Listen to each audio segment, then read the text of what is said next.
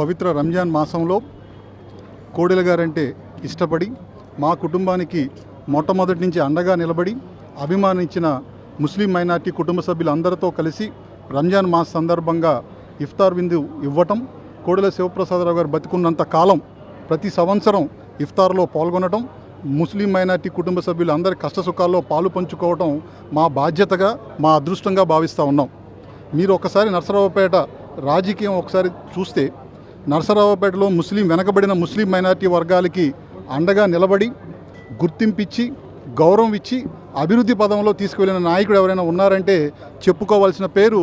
పల్నాటిపల్లి doctor Kodela Sivaprasadarao గారు. వెనకబడిన వర్గాలు ఓట్ల కోసం వెళ్ళే రోజుల్లో ఓట్లు కాదు, నాకు వాళ్ళ మనసులు కావాలి, వెనకబడిన వర్గాల వాళ్ళు ముందుకు రావాలి అని చెప్పి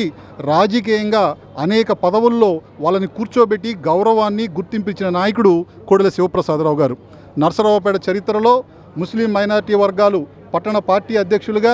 ముస్లిం మైనార్టీ సభ్యులు మార్కెట్ యార్డ్ కమిటీ సభ్యులుగా, చివరికి మార్కెట్ యార్డ్ కమిటీ చైర్మన్లుగా, అంతకు మించి 2014-19 సంవత్సరంలో మున్సిపల్ వైస్ చైర్మన్గా అవకాశం ఇచ్చిన నాయకుడు కోడెల శివప్రసాదరావు గారు. గుర్తింపు, గౌరవం, అభిమానంతో పాటు వాళ్ళందరూ కూడా సంతోషంగా ఉండాలి అని చెప్పి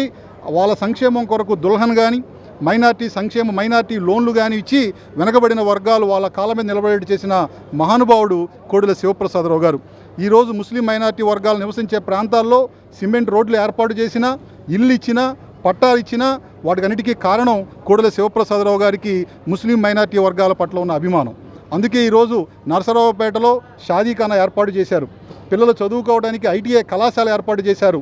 చివరికి విద్యార్థులు సంతోషంగా ఉండడానికి ఆడబిడ్డల కోసం వసతి గృహాలు ఏర్పాటు చేశారు, మైనార్టీ రెసిడెన్షియల్ పాఠశాల ఏర్పాటు చేశారు, చివరికి కబరస్థాన్లు కూడా బాగు చేసి ముస్లిం మైనార్టీ వర్గాల గుండెల్లో చిరస్థానం సంపాదించుకున్న నాయకుడు కోడెల శివప్రసాదరావు గారు. ముస్లిం మైనార్టీ వర్గాలు మేము నరసరావుపేట గడ్డ మీద అడుగు పెట్టినప్పటి నుంచి కుల మతాలకు అతీతంగా మా డాక్టర్ గారు అని చెప్పి, మా డాక్టర్ సాబ్ అని చెప్పి గుండెల్లో పెట్టుకొని ఈరోజు మా కష్టసుఖాల్లో పాలు పంచుకొని మాకు అండగా నిలబడిన వారికి రంజాన్ సందర్భంగా ఇఫ్తార్ ఇవ్వటం, వాళ్ళ కష్టసుఖాల్లో భవిష్యత్తులో కూడా డాక్టర్ గారి బిడ్డగా అండగా నిలబడతాను, వాళ్ళ ఇంట్లో ఒక బిడ్డగా వాళ్ళతో పాటు నడుస్తాను, ఇటువంటి అవకాశం మాకు ఇచ్చిన, మా కుటుంబానికి ఇచ్చిన అదృష్టంగా భావిస్తూ అందరికీ రంజాన్ మాస్ సందర్భంగా శుభాకాంక్షలు తెలియజేసుకుంటా ఉన్నాను.